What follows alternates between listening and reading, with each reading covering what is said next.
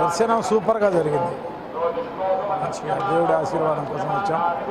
YSR Congress party అధికారంలోకి రావాలి, జగన్మోహన్ రెడ్డి గారు మళ్ళీ ముఖ్యమంత్రి కావాలి.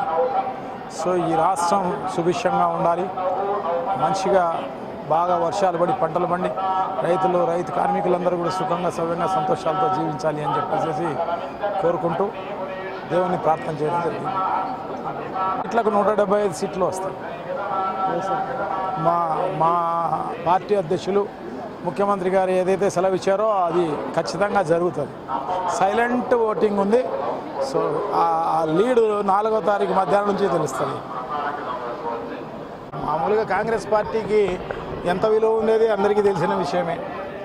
అది 1% కాదు కదా, 0.2% కూడా ఉండదన్నమాట. ఆ ప్రభావం ఏం లేదు. అదంతా వైఎస్ఆర్ కాంగ్రెస్ పార్టీ అధికారంలోకి వచ్చేది గ్యారంటీ. మా అవినాష్ రెడ్డి గారు పెద్ద లీడింగ్తో గెలిచేది గ్యారంటీ. ఇలా నిలబడు, ఇంకా ఎవరైనా నిలబడు. కాంగ్రెస్ పార్టీ పరిస్థితి అది. ఈ రాష్ట్రాన్ని అధోగతి పాలు చేసి, ఈ రాష్ట్రాన్ని విభజించి, ఈ రాష్ట్రాన్ని గబ్బులేపిన పార్టీ వైఎస్ఆర్ కాంగ్రెస్ పార్టీ.